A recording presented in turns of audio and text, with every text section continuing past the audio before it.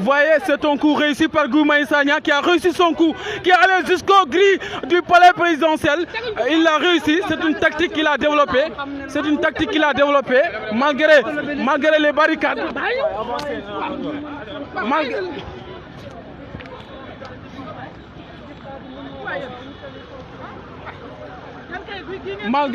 Malgré les barricades, Guy a réussi son coup. Il est allé jusqu'au gris du palais présidentiel. Vraiment, ce qui n'est pas été facile, mais heureusement, il a réussi son coup. Malheureusement, la police... Maintenant, la guerre retourne. Maintenant, la guerre retourne aux journalistes. Maintenant, il commence à même compliquer la tâche aux journalistes. Oui, à s'en prendre aux gens qui n'ont rien fait, qui sont des professionnels qui sont là pour mener correctement leur job. Malheureusement, voilà. Malheureusement, ils s'en prennent aux journalistes qui n'ont rien fait. Oui. Le sorteur, c'est de couvrir la manifestation de Guy Marius Sagna et ses camarades qui ont dénoncé la hausse du prix de l'électricité. Voilà, mu nekk loo xam ne du yoon du yoon ay taskati xibaar bëgg def seen liggéey kenn doon nekk ci ñuy dagg sa lex di la mbëkk di la sànni di la bëmax di yàq sa matériel loolu nekkul du yoon c'est une injustice boo xamante ni moom la ñuy métti nañu ba pare di bu ma caméraman Sénégal bi ak seen reporter bi loolu du yoon Guy maintenant ressort mi ngi noonu est en train de voyez qui avec les oui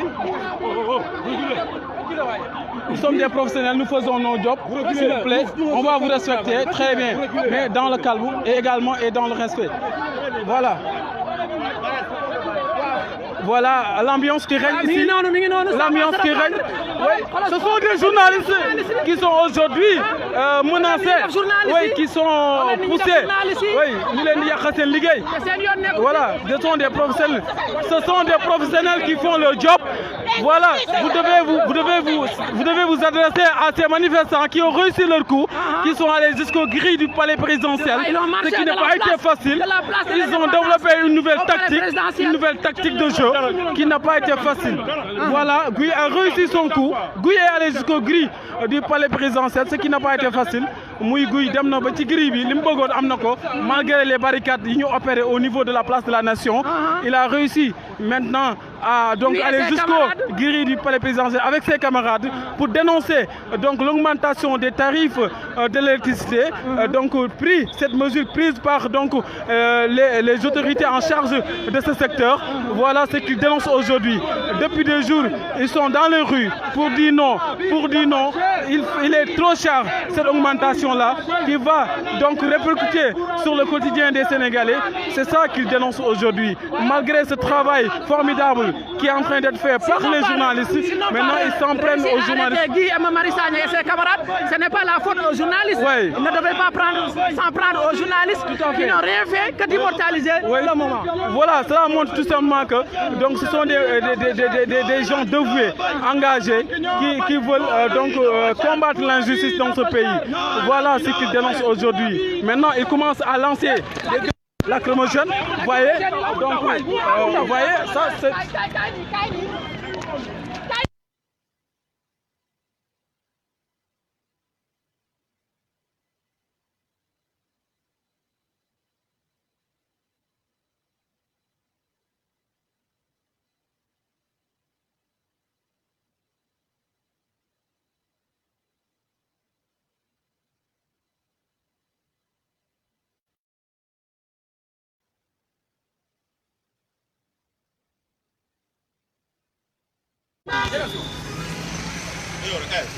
Venez par là, monsieur. Non, ouais, venez par là. Monsieur, venez par là. Non, venez par là. On vous comprend, venez par là. On négocie toujours avec vous. Venez par là, qu'est-ce que vous avez? S'il vous plaît, allez-y. Monsieur, allez-y. Monsieur, Vous continuez. On y va. Ah, tey moom affaire yi métti na di. Voilà, vous nous suivez en direct. Voyez ce qui est en train de se passer ici. Au niveau devant la primature, nous sommes arrivés devant la primature. Vous voyez, c'est un coup qui a été réussi par Guy Marius Sagna et compagnie. Vous voyez, c'est une tactique qu'ils ont développée. Donc, contrairement, malgré cette politique de barricade qui a été développée par les forces de l'ordre au niveau de la place de la Nation, ils ont quand même réussi à donc faire face à ces forces de l'ordre qui maintenant veulent contrecarrer cette manifestation qui a été interdite par une décision préfectorale. Vous voyez ce qui se passe aujourd'hui ici en centre-ville. ngeen gis ko ni mu nekk loo xamante ni doy na waar lool di nekk nag loo xamante ni yéemu na tey jii donc maintenant. c'est mais lii nag saa neexut dañ lay wax demal ngay dem ñu door lacrymogène bon nañ dox boo demee da ngay nooyi lacrymogène bi kan doxee ni ñu ngi dem ñu ngi dem kay xanaa lacrymogène kay c'est pour disperser devant il faut dans les normes. S'il vous plaît, ah kii moo ñu ko sànni. Il faut dire que c'est devant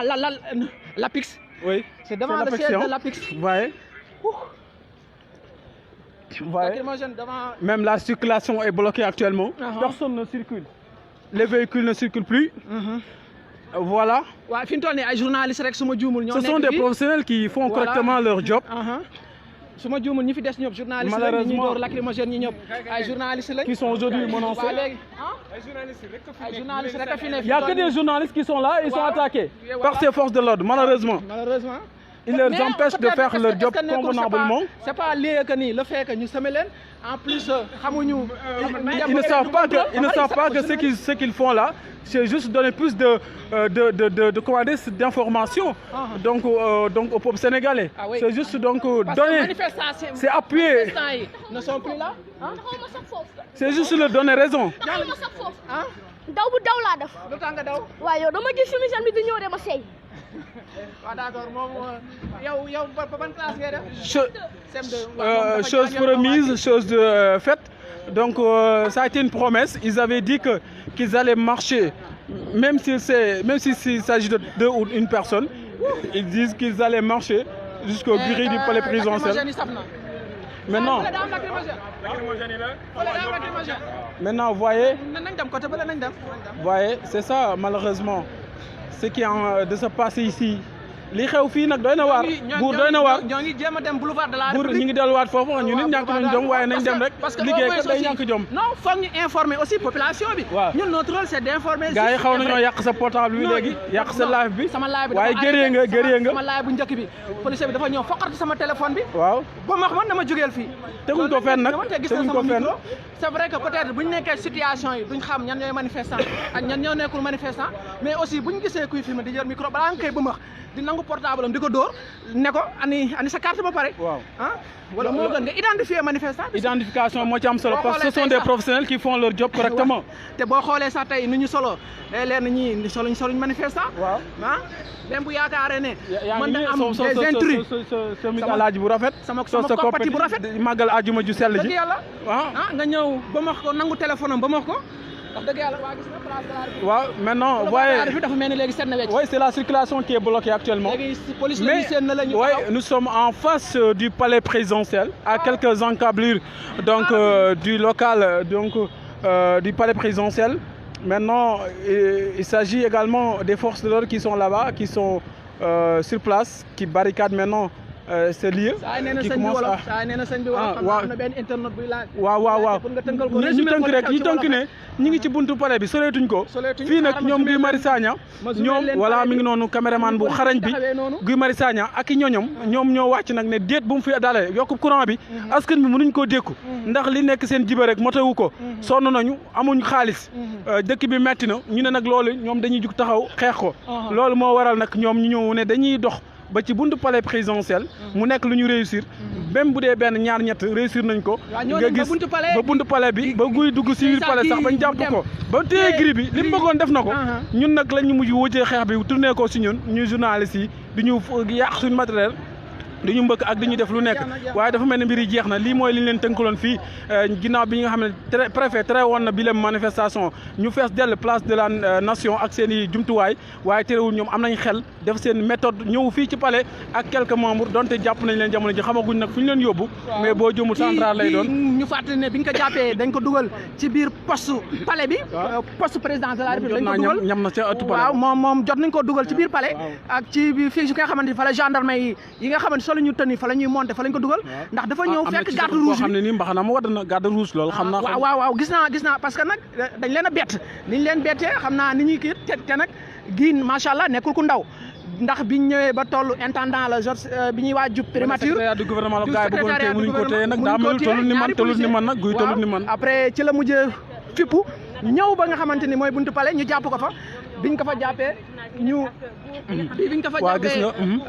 biñ ko fa jàppee ñu mu rëcc dafa rëcc dañoo muus xamoon nañ def guy dañoo def tactique de jeu dañoo jekki-jekki ñoom ñu def par benn rocceeku tasaaroo loolu la ñuy wax tactique de jeu parce que dañoo joxe woon place de la nation pour jëm fa daje mais bañ ko barricadé nag lañ ne du fi amee waa xanaa nga tënkal nga wettale sama mbokk internet yi en attendant nga wax ak waa Sénégal waaw mi ngi noonu mu nekkoon fii ci place de la nation ngeen gis ni la circulation maintenant revient à la normale ñi nga xamante ni ñoom ñoo di askan mi ñi ngi def seen dem ak a ñëw waaye laata sànq ay minutes feesoon na dell ak i doomu aadama ak ñi nga xamante ñoom ñoo di force de l'ordre yi gars yi nag dañ leen a nax trop dañ leen a nax lii mooy naxaate nag maanaam lii dafa nekk loo xamante ni nii xëy na ñoom dinañ ci jànge parce que ñu bëgg a taxaw ne ñoom dañuy marché dañuy manifesté wu dañ naan du ci dal mu mel ne mbir yi ba tey jeexagul duñ topp lii ba xam fu muy mujjee gis nga gars yi ñu ngi sànni waa lacrymogène gis nga gars yi topp leen mais fi ne journaliste lañ ko soppi nag lañ ko sippi nag jamono ji gis nga leen journaliste yi lañ ko sippi ñu ngi ne di leen dàq ngeen gis na le ñu ngi leen di dàqi lii doy na waar sànq nag suñu jumtuwaay yi xaw nañ koo yàq réew mi nag dafa mel ne xëy na état de droit bi des na tàggatémbe na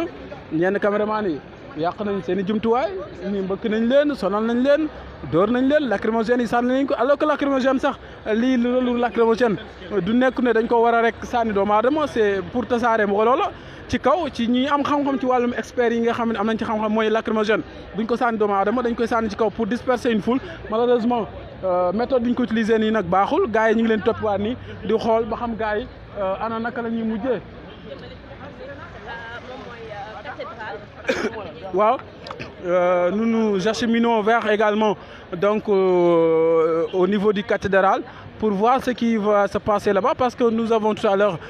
aperçu également quelques forces de l'ordre maintenant qui étaient en train de lancer des grenades lacrymogènes di fàttali ne grenades lacrymogènes yi. di fàttali ne peut-être parce que gars yi peut-être gii lañ ci xamee ak kii Babacar Diop ñoom lañ teel a jàpp mais am na yeneen manifestants yu àndoon ak gii je pense que manifestants yooyu ñooy continuer di dem na le ñoom la policiers yi topp di leen dóor grenade lacrymogène te su ma juumut ñu ngi toll place Washington muy en face ministère de l'intérieur. waaw noonu la amee jamono ji nag nekkatuñ côté palais da mankaanu ñuy tu réew mi ñu ngi toll Café de Rome ñu ngi côté Café de Rome yaa ngi def publicité nag buur il faut parce que am na ñoo xam ne foog nga defal leen dañoo war a jaar commercial ba pare nag doo ko tudd nag commercial la ñu war a jaar waaw fii mooy César waaw ñu ngi ci boulevard de la République bi jëm nag côté ministère de l'intérieur foofu mooy ki yor kaaraange gi xam naa foofu it du yomb de ndax ñii foofu mooy seen mankaan day am ay policiers yu fa pointé xam naa ne aussi buñ jàddul nii dem Sandaga je ne pense pas que ñu mën a continuer seen c'est que lii danger ci mbir mi liñ ci mën a séntu mooy nii ñuy gën a avancé dugg ci biir ville bi mën na gën a di recruter ay manifestants am ñu ci gën a wàllu yaane xam nga loolu tamit tactique de jeu la mais ni temps collège aussi buñ génnaan ñun élèves yi buñ génnaan di manifester booy xool li ci ëpp bu xumbee mécaniciens yeeg menuisiers yeeg gars yi nekk ci bopp ko ñëpp dañ daan ñëw daan si wàll mais puisque fii nag centre ville la je ne pense pas que mu demee noonu mais lu ci mënti am rek mooy am na yeneen manifestants yoo xam ne jàppaguñ leen te ñoom ñoo ngi continuer kon ngeen di ko suivre en direct di comme en live ci Bour TV dara du leen ump lépp luy xew-xew information nationale internationale vous les suivez en direct en live ak Bour TV. tey nag dama am reporter bu bees. nga présenté aussi sama Abdoulaye Ndiaye journaliste ci télévision DTV présentateur journal wolof. waaw parce que xam naa sax feeñ na ci kàddu gi ndax xam nga yow expert nga ci affaire yi. yàgg nga di ci rajo aussi. waaw di couvrir genre yi. di wax waaw mais waaw loolu la. waaw gis nga day du yomb mais liggéey moo mel noonu nee naa ñi seen job la ñuy def seen liggéey la ñuy def nañu jàpp ne liggéey la ñuy def ñun ñëpp ci liggéey bi lañ bokk muy policiers yi muy manifestants yi muy gendarme yi policiers yi suñuy mag lañ suñuy mbokk lañ ñun ñëpp ñoo ko bokk lañ waaw kenn ëppalu ci kenn dara waaw te nga dem rek xoolal borom oto boobu mu ngi xuloog journaliste ñoom seen yoon nekku ci ay nañ leen may jàmm non xam naa ajuma ji la nag ajuma dafa tàng ajuma dafa tàng moo tax kilifa yu bëri duñ ci faral def ñu bëri tàmmuñ lacrymogène yi nekk xam naa xeet gee leen dugg rek seen xol yi di xaw a génn ñun moom miin nañ ko lool buur ndax place de la nation moom guux nañ fay lacrymogène ba taay saf na fi sàpp waaye nag lacrymogène biñ mujjee door sànq saf na sàpp parce que man sama xef yi la jàpp sax man xawoon na ma jaaxal lool man mi kay ba nga naan ma ñëwaatal daanaka gisutuma woon fu ma doon jaar waaw parce que xam nga boo gisee man nañ delluwaatoo mais technique mais puisque vent bi ñi policiers yi ñoo ko moomee woon il fallait que ñu xaw a replier wu pour bañ a nooy aussi lacrymogène parce que baaxul aussi ci ay poumon moom kay war nañ di génnaale ak ay maw biridel ak yooyu noonu xeetu mee yooyu di ko naan mais lu ci mën am na ñu ngi agsi nañ nag fii ci rond point buntu mankaanub jëwriñ ñuy gàll wàllum biir réew mi ministre de l'intérieur jamono ji ñu ngi foofu waaw dafa mel ni suma juumul manifestant yi newatuñ fi waaw tasaaroo nañ de fi nekk nii ñoom liñ bëggoon am nañ ko mooy que mu am information bi jàll ñoom loolu lañ bëggoon rek waaw ñoo ba buntu palais rek c'est du lu ndaw te je pense que réussir nañ ko du lu ndaw buntu palais du lu ndaw léeg-léeg caméra du monde parce que Bour TV nga fi RDV yéen a ngi fi woon DTV nga fi woon ñoom ñëpp ñu ngi fi woon Dakaractu 2STV ñoom ñëpp ñu ngi fi woon ñëpp parce que benn boo xool aussi journalistes yi ñoo fi ëppoon manifestants yi waaw parce que manifestants yi su ma leen doon xayma ay 10 lañ toll sama waaj yow na nga def yow ci manifestants yi nga bokkoon waaw ñaata ngeen ñan manifeste yéen ñëwoon ñaata effectif bi non ñu ñëwoon en tout cas ñun ce qui nous concerne ñun waa FRAPP ñu ngi woon au nombre de 11 peut-être ay ñeneen ñi nga xamante ni yokkoon nañ ci ñun nan ngeen gisee mobilisation bi peut-être bon mënuñu woon am mieux que ça quoi parce que compte tenu situation bi la manifestation n'était pas du tout autorisée mais bu même fekkoon benn nit moo ñëw répondre sax c'est un symbole fort dafa day wane ne que ni kat. mais naka ngeen amee tactique xelu organiser genre tactique bii nii. ñun yàgg nañ di organiser ay façon manifestation bu nekk organiser nañ ko wàcc nañ fi devant nu mu tuddati l'Assemblée nationale def nañ manifestation yu dul jeex yoo xamante ni nii au début duñ ko autorisé mais par la fin manifestation bi day réussir donc tactique boobu noonu jaaxaluñu. mais guy gisatuñ ko jamono ji xamoo foog fan la ko gars yi yóbbu. comme niñ tàmm di def rek intimidation donc ils l'ont encore pris pour xam naa sûrement dañ ko war a yóbbu au commissariat central donc ñun actuellement fa la ñuy jéem a dem pour xool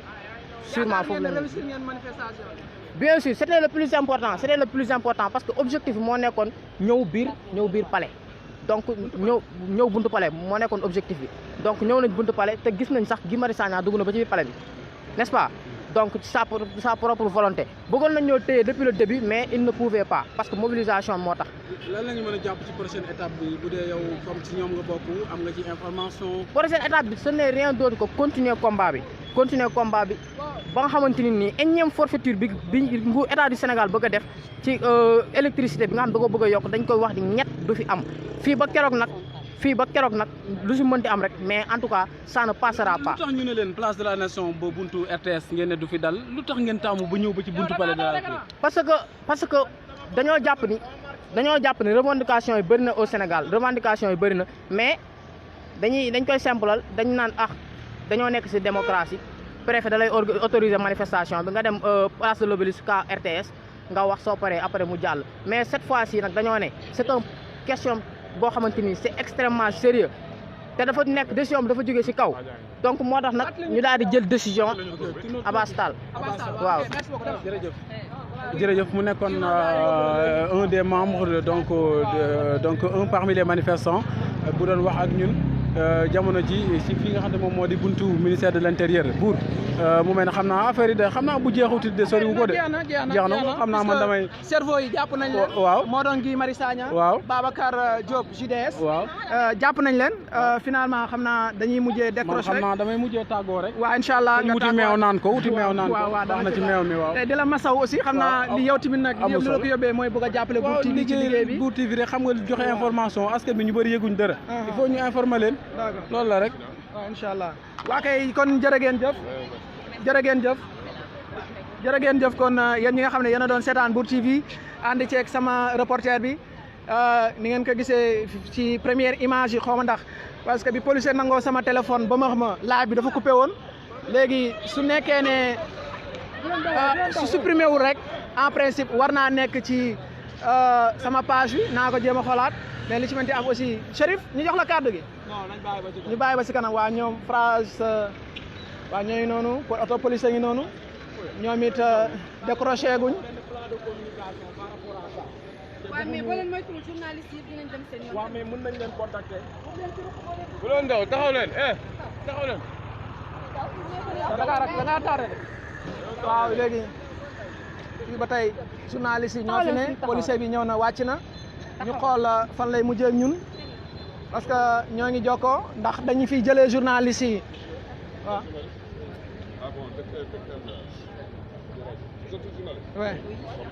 waaw nee na vous êtes journaliste ñu ne ko oui mu ne c'est ok kon danañ ñu bàyyi ñu continuer liggéey bi du demee ni mu demee woon buntu palais ndax bi mu ñëwee moom wax dëgg yàlla daf nañu ndax vous êtes tous des journalistes ñu ne ko oui mu ne c'est ok waaw non dafa ñëw ne ñu ndax vous êtes tous des journalistes ñu ne ko oui après mu dem maanaam kon ku fi nekkoon manifestant aussi dañ lay yenu yóbbu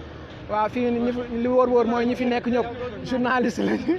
waaw léegi policier bi franchement wax dëgg yàlla xam naa tension bi moo wàcc pression bi wax naa ñun ci wax dëgg yàlla anam buñ ko doon xaaree mun ñu ne kon non yow ban organe nga bokk. Sud FM. waaw noo tudd. Aïcha Sarr Aïcha noo dundee manifestation. Bon nekk na loo xam ne vraiment métti na parce que bon ñëw nañ ñi ngi door a ñëw mais dañoo ñëw rek comme boo ñëwee daal lacrymogène ñoo la njëkk a teeroo yooyu jàpp sa bakkan bi et tout donc sànq ba tey aussi policiers bàyyi ñu presse beeg yooyu donc vraiment nekk na loo xam ne métti na quoi bi ñu ñëwee ba tey moom gis nañ ni mu demee moom vraiment neexul ci xol. neexul ci journaliste yi. neexul ci journaliste yi aussi. mbaa yow jotuñ laa brutaliser rek. non pour le moment non sant yàlla jotuñ ñoo brutaliser. waaw d'accord incha allah non je pense que puisque yow ñamoo ba tey dootoo ñamaat ñu xool yow Ngoné Sénégal yow jëloon nga ma yow Ngoné yan yaag sa caméraman bi tàngoon na. waaw tàngoon na buur parce que ñun dañu yaakaar ne policiers yi nga xam ne dañoo ñëw ngir marche ñoom ñoo ñu war a aar parce que tey ji manifestation bu ñu daloon suñu kaw ñoom dañu war a dem pour ñu aar ñu mais bu ñu demee ba xam ne policiers yi nga xam ne ñoo yor sécurité bi nationale di brutaliser ay journalistes ñun dañuy wax ne kon dëkk bi am na jafe-jafe te it am na problème parce que policier lu ñu ko war a xam mooy mu rétablir ordre public mais journaliste bu yor caméra am yoree li nga xam ne mooy micro di liggéey nga koy traité de seytaane man yaakaar naa ne ñoom seen formation des na des boo xam ne dañ leen wax seytaane ngeen waaw benn policier bi ki ci gën a ñuul loolu la wax ay seytaane ngeen da ngeen di dégager fii nii comme que ñoom xoole nañu tey jii bu ñu gisee jigéen man yaakaar naa ne li ñuy wax violence faite aux femmes tey jii policiers yi nga xam ne ñoom ñoo nekk fii ñoom ñoo ko def parce que jigéen bu ñëw di liggéey yore micro nga xam ne kii journaliste la nga koy bu wax dina ko seytaane la violence faite aux femmes tey jii bu ñu la ko defee fan ngay porter plainte man loolu laay laaj yow nag yéen femmes yi nag ku leen laa rek ngeen violence faite aux femmes mais parce que dañu brutaliser buur yow tu es témoin des faits ñun nekk lu ñu sos amuñu benn problème ak policier amuñu benn problème ak qui ce soit ñun dañoo ñëw pour li nga xam ne mooy li askan di war a xam ñu wax leen ko muy marche boo xam ne tey jii li ñu yokk ci courant bi moo naqadi ay kuréel ñu ñëw di def marche donc bu ñu fi ñëwee ngir rek andi ay leeral la ak li nga xam ne ñoom Guy Marius Sagna bëgg dañ ko wax askan bi ak plan d'action yu ñu jël leen mais boo demee nag ba policier di la bu max man dama koy confirmer waat ne violence faite aux femmes la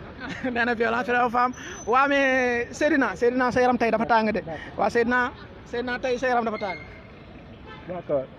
buur waaw nice ñu ngi nii rek job rek xam nga ñun moom job rek lañ xam. mais gis naa leen yan ak seen sànq policiers yi aussi xawoon na tàng. mais loolu la mais gars yi nañu bàyyi ñu liggéey rek xam nga loolu la nañu bàyyi ñu liggéey rek ñun ñëwuñu pour marche dañu ñëw rek pour def suñu liggéey tas xibaar bu fekkee ne dem nañ ba ñoom xoolee nañ laay wax ba gars yi romb leen aussi ñu dem rattrapé wu rek mais gis nga ni mu demee mujj gi garde rouge yi ñoo ñëw jàpp gi dugal ko ci biir xam nga loolu la ñoom la quoi mais ñun suñu yoon ñun suñu liggéey lañ def nañu bàyyi rek ñun ñu def suñu liggéey dóoruñu kenn xasuñu kenn dañuy def suñu liggéey mais nag waruñu ñëw brutaliser ba nga xam ne dañuy am problème suñu mic yi daanu suñu xeer yi sa caméraman bi aussi xaacu na xam naa benn exactement am na aussi xaw na yéeg parce que mooy loolu nit guy filmer nga ñëw téye caméra am ba émetteur am daanu mu am problème nga loolu aussi mooy loolu quoi gars yi daal nañuy bàyyi xel ñu dañuy liggéey waaw sol nañ uniforme buy wan ne ñun ay journaliste lañ kon war nañu bàyyi voilà ñu sol suñu tenue voilà mu wan ne gars yi buur sax mën nañoo wax ne. waaw manifestant. waaw si mais war nañu ràññee bu ñu solee suñu uniforme yi dañu war a xàmmee right voilà kon war nañ mën a xam ne kii journaliste la dañ ko bàyyi mu job right noonu la demee. sama waay nag bi mu jógee États-Unis yàggu ndax ngeen dégg prononciation yu métti soxna si yow foo ne. foo nekk. journaliste la TFM. TFM noo tudd. Aïssatou Ba. Aïssatou Ba noo dundee affaire yi. ah xanaa métti rek parce que la crise daanaka sonal nañ ma bu baax a baax mais nag si suñu cadre liggéey comme nuñ koy waxee rek suñu liggéey la on n'a pas le choix foog ñu def. ka yeggaleel nga ne sa cadre liggéey nga ne gars yi ñëw brutalisé la. pas brutalisé wu ma nag. waaw dama laal si lacrymogène yi rek mais kenn brutalisé wu ma franchement voilà. waaw merci beaucoup kooku sunu naataango TFM la ni ngeen ko déggee moom it lacrymogène yi kon chers internautes bàyyil waaw comme ni ngeen ko gisee nii ñoo ngi fii ci wetu cathédrale je pense que léegi manifestation bi war na jeex puisque manifestants yi ñi fi desoon dem nañ ñi jot a jàpp muy Guy Marius Sagna ak am na beneen gars bu ñu jàpp mais kooku jotuma koo xam ak Babacar Diop mi nga xam ne moo yoroon JDS ñoom ñaar ñoom jàpp nañ leen dugal leen ci oto bi Guy Marius Sagna ñu fàttali leen ñu ngi ko jàppee buntu palais de la République fekk ko mi ngi yore fekk ko moom mu jógee place de l'Indépendance ñëw jafandu ci grille palais yi ba garde rouge bi ci boppam moo mujjee ñëw jëlee ko fa ak yeneen gendarme ñu dugal ko ci poste gendarmerie bi nga xamante ni moo nekk foofu ci palais de la République bi mu fa jógee timin bi journaliste yi baree foofu police yi xaw leen brutaliser tuuti ba xaw fa jàppanteeg suñu mbokk si naataango Sénégal yi bi ñu fa jógee après ci la ñu jël Guy Marius Sagna ñëw dugal ko ci seen pick-up bi xam naa war ko yóbbu police centrale noonu la fi xewee tey fi nga xamante ni mooy place de l'Indépendance ba ci fii boulevard de la République ak seen mbokk seen serviteur Bour TV xam naa di leen jox rendez-vous très prochainement incha allah ci yeneen i news merci beaucoup.